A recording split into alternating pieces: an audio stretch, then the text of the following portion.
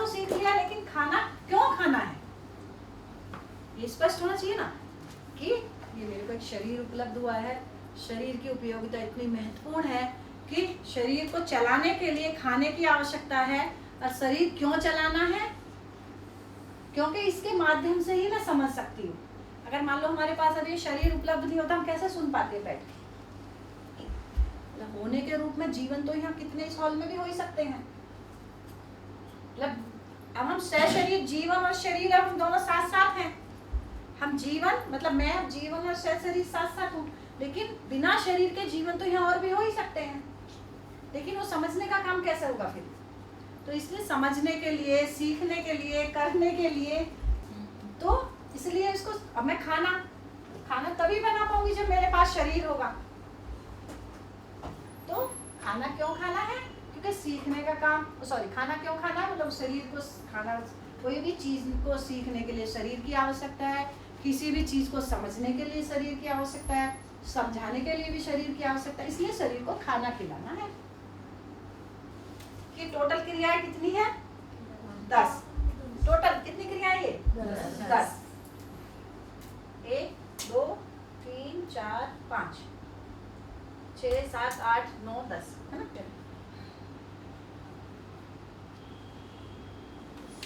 कितनी क्रियाएं हुई है? गिनिए ध्यान से गिनिए। कितनी क्रियाएं हो गई? टोटल कितनी क्रियाएं हैं? 10। ये जो अपने को एक वो बनाए हैं, बॉक्स बनाए हैं, इसमें कितनी क्रियाएं हैं? देखो देखो ध्यान से। 8 नहीं, वो तो बाहर निकाल दिया है या अंदर है, उसमें कंफ्यूजन। तुलना है, मैं निकाली तो नहीं हूँ बाहर, तो फिर 5 है ना। तुलना हमने आधा रखा है। वही तो बात है समझने की। शारीरिक रूप से ये तो समझने की बात है। ये 3 तो तुलन 6 प्रकार का होता है, ये तो बात हुई थी। 3 तो अंदर रखी है, 4.5 4.5। Very good.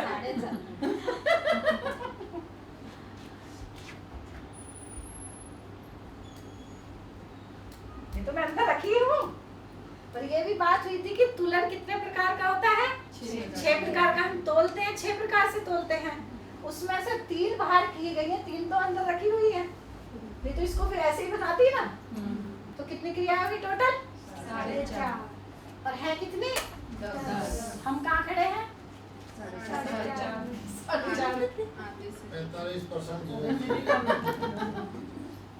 45% तो कर रहे हैं। हाँ, उसमें भी देखिए 45% में भी गड़बड़ वाला कर। अब 45% में ठीक से देख लीजिए।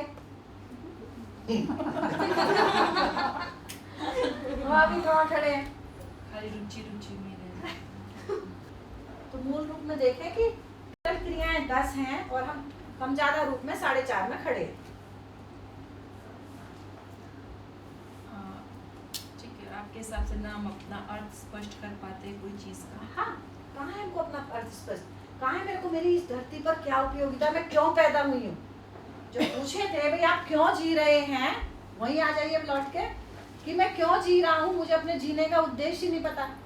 जब जीने का उद्देश्य ही नहीं पता तो कार्यक्रम कहाँ से निकलेगा? ठीक हो गया?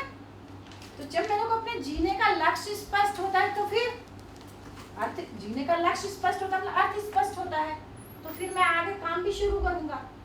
जब जीने का लक्ष्य नहीं पता तो इसी में फंस रहे हैं बस, कम ज्यादा।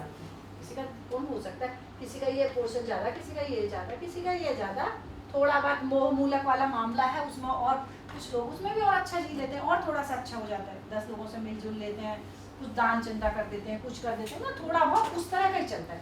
कोई न्याय में जी गए, संदर्भ में व्यवस्था के, तो वो तो मामला नहीं निकलता। थोड़ी देर जिनका हम हेल्प कर देते हैं मान शारीरिक रूप से, थोड़े दिन कुछ कर पाते हैं, हमने किसी को कंबल बांट दिए, कुछ बांट दिए, ठीक है, उसकी थोड़ी देर के लिए आवश्यकता पूर्ति हो गई, उससे उसका कुछ समाधान हो गया, ऐसा तो कुछ नहीं हुआ।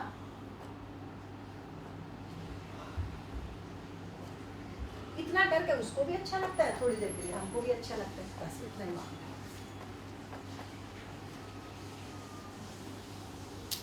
ठीक है, तो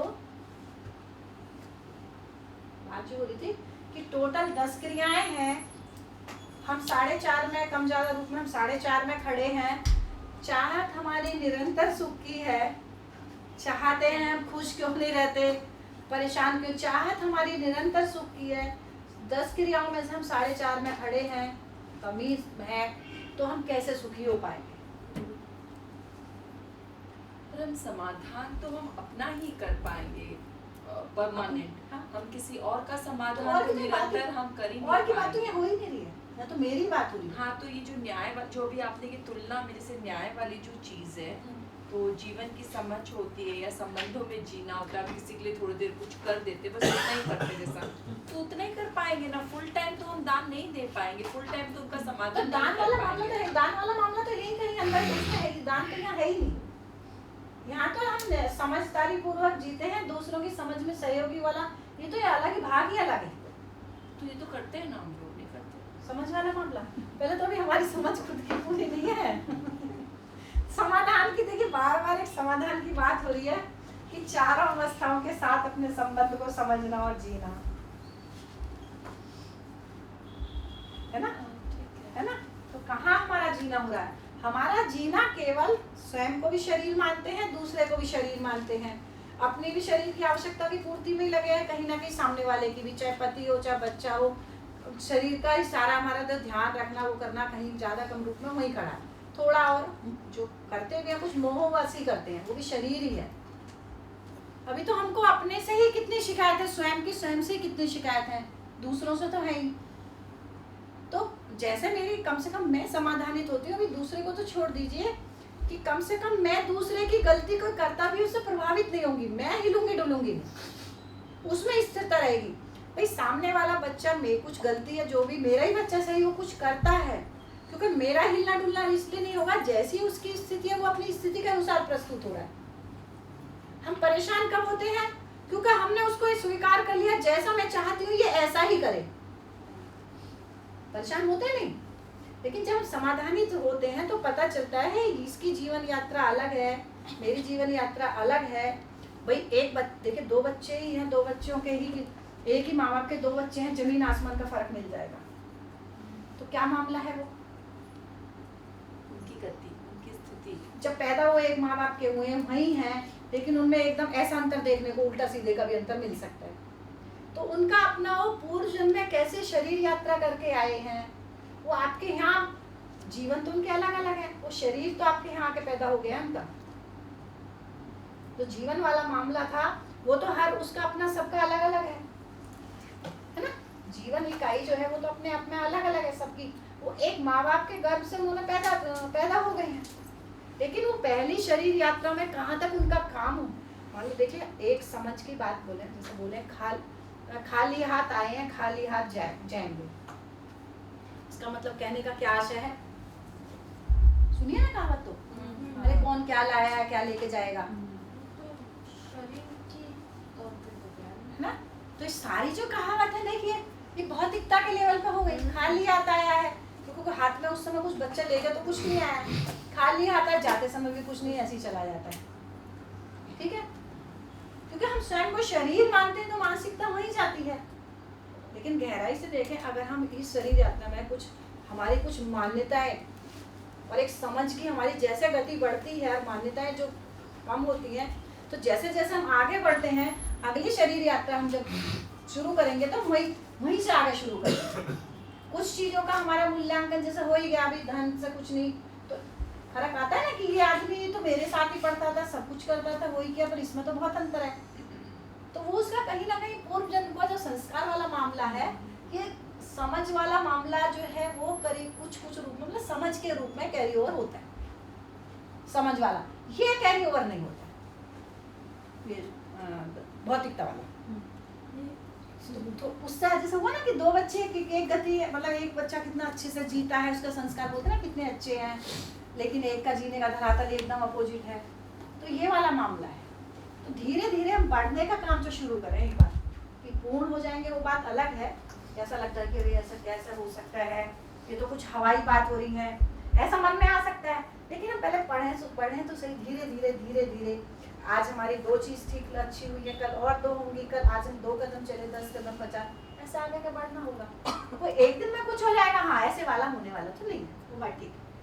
हाँ अभी जो आप बता रहे थे कि पेरेंट्स के 2 बच्चे होते हैं उनमें डिफरेंस होता है, एक अच्छा है मानो एक बुरा है, हाँ। तो वो जो डिफरेंस है वो इसलिए है क्योंकि पिछले कर्मों का जो है, जो जीवन यात्रा अधूरी है वो फिर कंटिन्यू होती है, ऐसा ही होता है। मतलब उसमें जैसी समझ थी उस जीवन में, हाँ। समझ का मामला है, जो समझ वाला मामला वही है कि जितनी गहरे से मैं उसकी समझ की जो स्वीकृति जो रह गई वो आगे कैरी ओवर हुई है। और जो मान्यताएं हैं वो तो साथ जाती नहीं, हो तो फिर भ्रम की स्थिति जैसी थी फिर वहीं से शरीर यात्रा शुरू करेगा।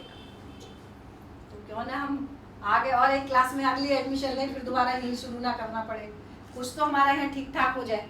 हाँ, जैसे जैसे हमारा धरातल जीने का आएगा, विचारों के लेवल पे, विचारों के लेवल पे अभी मैं सोच रही हूँ क्या कर रही हूँ, मतलब वही है। देखिए अब मैं वही सोच रही हूँ, सिंपल सी एक बात नहीं, धन क्यों,